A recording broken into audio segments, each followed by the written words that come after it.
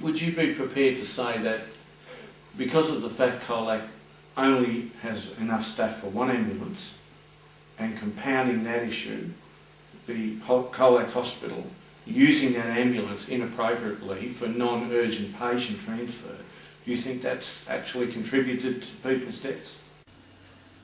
There is no doubt people have been harmed, and in 2 cases of transfers, there were calls for cardiac arrest and another one where the patient was choking. Both patients died. One of the ambulances responded from Geelong, the other ambulance had to respond from Camperdown. In both of those cases, you have 4 to 6 minutes before brain death. Had the ambulance been available in Colac, in both of those cases, the ambulance would have been on scene within 4 to 6 minutes, giving that person the best chance of survival. At 30 minutes to 60 minutes, the patient has no chance of survival. Because we can't obtain freedom of information documents from Ambulance Victoria in relation to the cardiac arrest, Yes. it would appear that the person in cardiac arrest actually waited 55 minutes for an ambulance. Yes, Would that have contributed to the person's death? absolutely. Every minute that person has to wait to be treated, if they're alive, they're having more and more damage.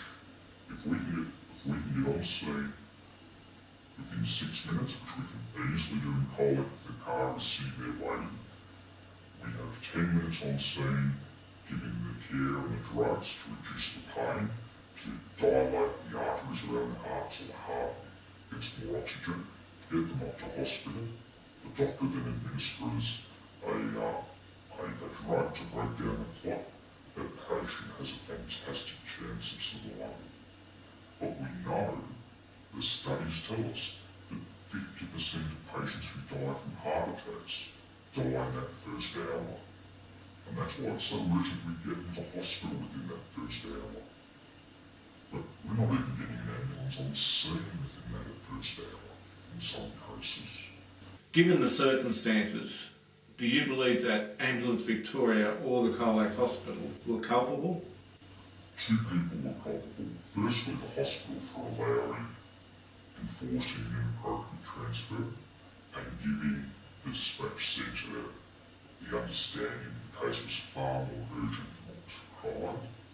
The second one was when the ambulance staff got to the hospital and realised that it wasn't an urgent case, but they were told to do the transfer anyway, then that was the inappropriate part. So the ambulance service is responsible, or partially responsible, and the hospital is also partially responsible. Both have to take responsibility. They were told the dispatch system would never work in Colac or in the country. The dispatch system was designed for Melbourne, not for country. It doesn't address country issues. And we told them going 24-hour would not work. They ignored us on both issues. And the results are that we have very poor responses